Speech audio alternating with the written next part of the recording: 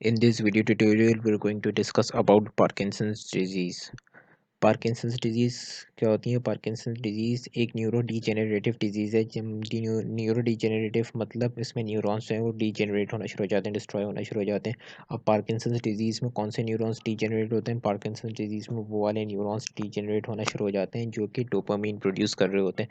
Dopamine neurotransmitter release कर रहे होते हैं, या वो वाले न्यूरॉन्स जो हैं वो डीजेनरेट होना शुरू हो जाते हैं। और ये वाले न्यूरॉन्स या नर्व सेल्स जो होते हैं वो कहाँ प्रेजेंट होते हैं? वो सब्सटेंशिया नाइग्रा में प्रेजेंट होते हैं, ब्रेन के सब्सटेंशिया नाइग्रा वाले पार्ट में।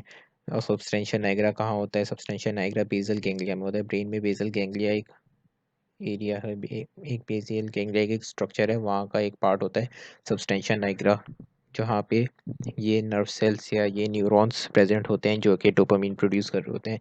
अब पार्किंसंस डिजीज़ में क्या होता है? ये वाले न्यूरॉन्स जो हैं वो डीजेनरेट होना शुरू हो जाते हैं जो कि डोपामीन प्रोड्यूस कर रहे होते हैं। अब यहाँ पे पार्किंसंस डिजीज़ को स्लोली प्रोग्रेसिव का वर्ड यूज़ किया, इसलिए यूज़ किया गया है क्योंकि ये डिजीज़ के सिम्टम्स जो हैं वो स्लोली प्रोग्रेस कर रहे होते हैं। जैसे कि पहले माइनर सिम्टम्स आना शुरू होंगे, फिर उसके बाद इसके मेजर सिम्टम्स आना शुरू हो जाएंगे, फिर एट द एंड क्या होता है कि पेशेंट जो है वो बिल्कुल ही व्हील चेयर में आ जाता है और बेड रिडन हो जाता है, फिर डेथ भी हो जाती है। फिर इसके अलावा डोपामीन क्या होता है? डोपामीन एक न्यूरोट्रांसमीटर है जो कि बॉडी के स्मूथ फाइन मूवमेंट के लिए वो कर रहा होता है। जैसे कि एसिटाइल कोलिन का ये वो होता है,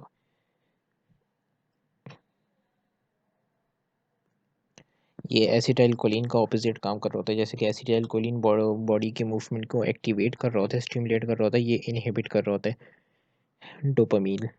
लेकिन पार्किंसंस डिजीज़ में ये डोपामीन न्यूरोट्रांसमीटर जो है वो नहीं रिलीज़ हो पा रहा होता है, इसकी डेफिशिएंसी हो जाती है, जो कि वो न्यूरॉन्स ही डीजेनरेट हो जाते हैं, जिसकी वजह से बॉडी की मूवमेंट बहुत ज़्यादा अफेक्टेड हो जाती है। अब एपिडेमियोलॉजी इसलिए ज़रूरी है क्योंकि अगर कोई अक्सर एग्जाम में केसेस आ जाते हैं तो उसमें एज और जेंडर भी इन्वॉल्व होता है केस में, तो इस तरह आइडेंटिफाई करने में आसानी होती है। तो पार्किंसंस डिजीज़ जो है वो मेल्स में ज़्यादा होता है फीमेल्स के कंपैरिजन में। इसके अलावा पार्किंसंस डिजीज़ जो है वो 60 एज के बाद से होने के ज़्यादा चांसेस होते हैं इंडिविजुअल्स में। फिर इसके बाद पार्किंसंस डिजीज़ की सिम्टम्स क्या होते हैं? पार्किंसंस डिजीज़ एक ऐसी डिजीज़ है जिसमें पेशेंट जो है उसको ट्रेमर होता है रेस्टिंग में भी। जैसे कि अगर वो पेशेंट रेस्टिंग स्टेट में भी होगा तो भी उसकी फिंगर्स जो है वो स्लाइटली मूव कर रही होंगी, फ्लेक्शन एक्सटेंशन करती रहेंगी हल्की हल्की सी। ट्रेमर्स रेस्टिंग स्टेज में भी होगा। इसके अलावा रिजिडिटी होगी, यानी कि अगर उसकी जॉइंट्स को मूव करेंगे तो उसकी मूव जॉइंट को मूव करते हुए अगर पार्किंसंस के पेशेंट की जॉइंट्स को अगर पैसिवली मूव करेंगे तो उसको रेजिस्टेंस मिलेगी, मतलब वो स्मूथली मूव नहीं कर रहे होंगे उसके जॉइंट्स, इसमें रिजिडिटी आ रही होगी, रेजिस्टेंस सी आ रही होगी जब उनके जॉइंट्स को मूव कर रहे होंगे। इसके अलावा उसकी मूवमेंट जो होगी, वॉकिंग या जो भी दूसरी मोटर एक्टिविटीज़ हैं वो उसमें स्लोनेस आ जाएगी।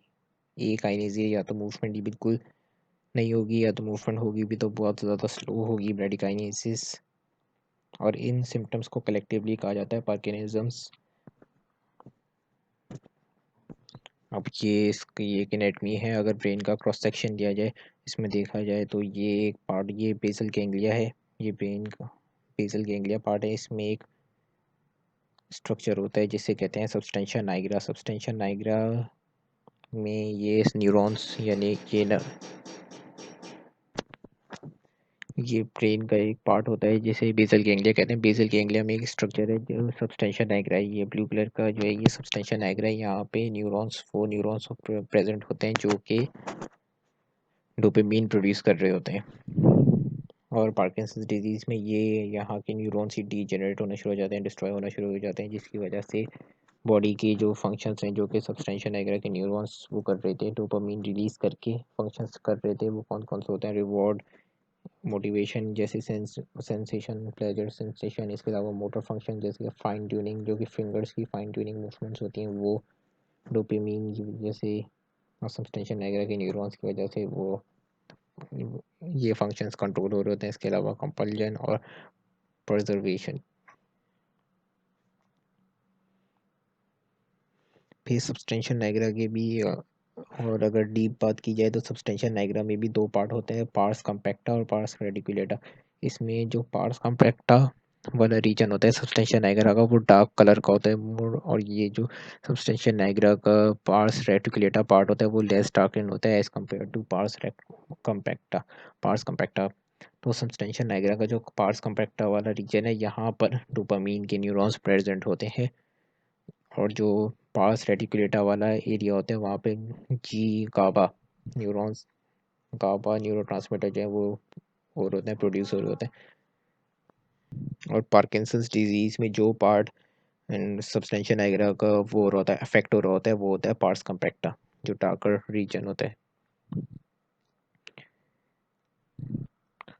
अब पार्किंसंस डिजीज के रिस्क फैक्टर्स या इटियोलॉजी क्या होती है। पार्किंसंस डिजीज एडवांस एज में होता है, जो मोस्ट कॉमन कॉज है पार्किंसंस डिजीज की वो होती है एडवांस एज, 60+ एज के इंडिविजुअल्स में पार्किंसंस डिजीज होने के ज़्यादा चांसेस होते हैं। इसके अलावा मेल्स में ये ज़्यादा होता है एज़ कम्पेयर टू फीमेल। इसके अलावा फैमिली हिस्ट्री हो, अगर कोई जेनेटिक इशू, जेनेटिक प्रॉब्लम की वजह से, लेकिन ये लेस कॉमन कंडीशन होती है। ज़्यादा मोस्ट कॉमन कंडीशन तो एडवांस एज होती है, लेकिन जेनेटिक एबनॉर्मेलिटी की वजह से भी पार्किंसंस डिजीज़ हो जाती है। फिर इसके अलावा एनवायरमेंटल फैक्टर्स भी आ रहे होते हैं, जैसे कि exposure to pesticides and herbicides, ये भी एक रिस्क फैक्टर है पार्किंसंस डिजीज़ होने का। इसके अलावा हेड ट्रॉमा, कोई इंजरी हो जाए, हेड इंजरी या स्पाइन इंजरी, इसकी वजह से भी पार्किंसंस डिजीज़ हो सकती है। फिर ये एक इम्पॉर्टेंट क्वेश्चन है, ये एमसीक्यूज़ में आ सकता है। इसमें ये है कि कौन सी जीन की एबनॉर्मेलिटी इन्वॉल्व होती है पार्किंसंस डिजीज़ में। वो तो इसमें ये जितनी भी जीन के नाम है ये इंपॉर्टेंट होते हैं। अल्फा साइन्यूक्लिन ये एक जीन है, इसमें अगर एबनॉर्मल चेंजेस आ जाएं तो पार्किंसंस डिजीज़ होने के चांसेस हैं। इसके अलावा एल आर आर के टू एक जीन है, इसमें भी अगर एबनॉर्मल म्यूटेशन हो जाए या एबनॉर्मल चेंजेस आ जाएं तो पार्किंसंस डिजीज़ हो सकती है। इसके अलावा PINK1, पार्किन और DJ1, ये ऐसी जीन्स हैं जिसमें अगर एबनॉर्मल म्यूटेशन हो जाए, एबनॉर्मल चेंजेस आ जाएँ तो पार्किंसंस हो सकता है। इसके अलावा GBA, ग्लूकोसेरिब्रोसिडेस, ये एक जीन है। इसके अलावा वह जो जेनेटिक पार्किंसन डिजीज़ जो कि यंग एज में अगर किसी यंग इंडिविजुअल को हो जाए, जो कि जेनेटिक एबनॉर्मेलिटी होती है, उसमें कौन सी दो जीन इन्वॉल्व होती हैं, अल्फा साइन्यूक्लिन और LRRK2।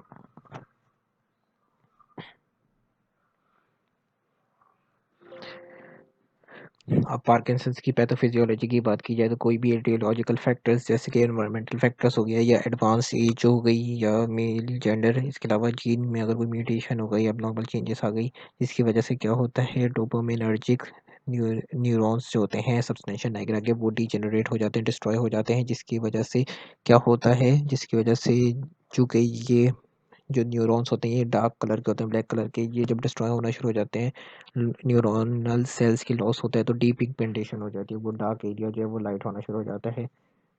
सब्सटेंशियल नाइग्रा का इसकी बात क्या होता है, जो न्यूरोस्ट्राइडल पाथवे होता है जो कि डोपामीन की नॉर्मल प्रोडक्शन की वजह से सिग्नलिंग दे रहा होता है, ये होता है।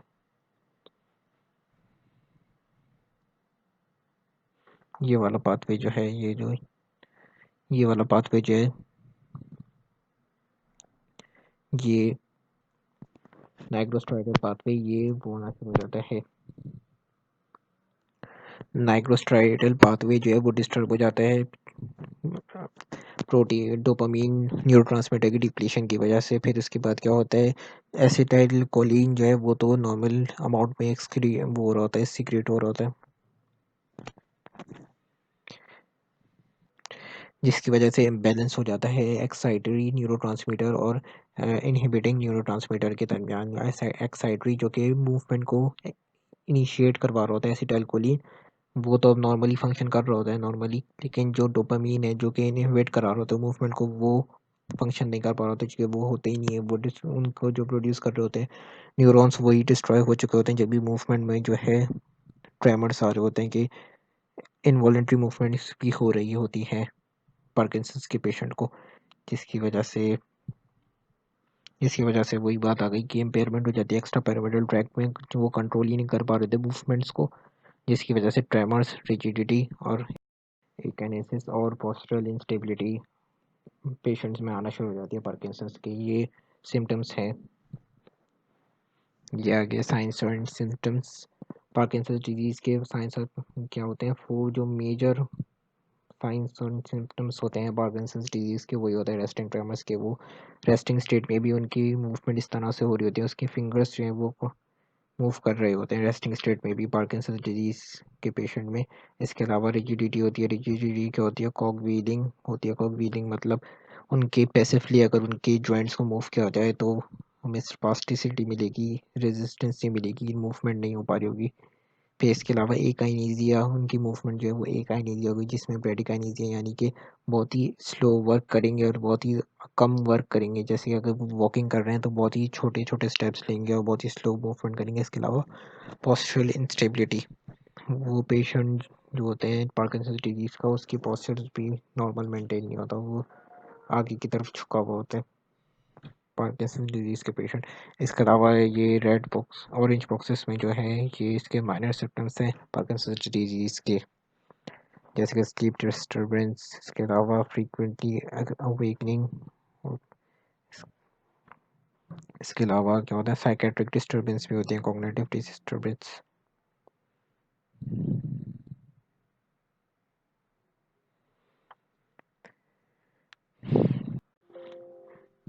फिर पार्किंसंस डिजीज़ की डायग्नोसिस में कोई लैब टेस्टिंग इतनी ज़्यादा हेल्पफुल नहीं होती कि पार्किंसंस को डायग्नोस कर सके। इसकी डायग्नोसिस जो होती है वो इसके सिम्टम्स के बेसिस पे, जैसे कि resting tremors, rigidity, akinesia, postural instability, इन्हीं के बेसिस पे इसकी डायग्नोसिस की जा रही होती है पार्किंसंस डिजीज़ की। और इसके अलावा जो फाइनल डायग्नोसिस होती है वो जब पेशेंट पार्किंसन की पेशेंट्स की डेथ हो जाती है उसके बाद उसके ब्रेन की जब ऑटोप्सी की जाए तो उसमें लीवी बॉडीज़ या हैवी बॉडीज़ प्रेजेंट होती हैं। इस तरह डायग्नोस हो जाता है कि इस पेशेंट को पार्किंसंस था। इसके अलावा एंटी पार्किनिज्म मेडिकेशन या पार्किंसंस की ट्रीटमेंट में कौन सी ड्रग्स यूज़ की जाती हैं? तो एल लीवाडोपा या एल डोपा, ये ट्रीटमेंट। इसमें सिर्फ इसके नाम पता होने चाहिए। डोपामीन रिसेप्टर एगनिस्ट, मोनोएक्सिम ऑक्सीनेस इनहिबिटर। इसके अलावा anticholinergic, anti depressant, amantadine, yes, ये ड्रग्स यूज़ की जाती है पार्किंसंस में। इसके अलावा इसकी मॉर्फोलॉजी अगर देखी जाए तो मॉर्फोलॉजी में ल्यूवी बॉडीज़ प्रेजेंट होती हैं। अगर इसको माइक्रोस्कोप में इसके हिस्टोलॉजिकल फीचर्स दिखे जाए तो ल्यूवी बॉडीज़ नज़र आ जाती हैं। इस वाली पिक्चर में ये है, ये जो डार्क एरिया है ये ल्यूवी बॉडीज़ होती हैं। ये जो पहली पिक्चर है ये एक नॉर्मल सब्सटेंशिया नाइग्रा की पिक्चर है। नॉर्मल सब्सटेंशिया नाइग्रा इस तरह का होता है। इसमें ये डार्कर रीजन जो है ये नॉर्मली डार्कर रीजन होता है। ये वो न्यूरॉन्स हैं जो कि डोपामीन प्रोड्यूस कर रहे होते हैं। लेकिन जब इनिशियल स्टेज में क्या होता है, डोपामीन प्रोड्यूसिंग न्यूरॉन्स जो होते हैं वो उनमें डीपिगमेंटेशन हो जाती है, इस तरह का हो जाते हैं सब्सटेंशियल नाइग्रा। और अगर सबसे पार्किंसंस डिजीज़ के सब्सटेंशियल नाइग्रा के पार्किंसंस डिजीज़ की हिस्टोलॉजिकल फीचर्स में ल्यूवी बॉडीज़ की प्रेजेंस होती है। इसके अलावा ल्यूवी न्यूराइड्स और डिस्ट्रॉफिक न्यूराइड्स की प्रेजेंस होती है।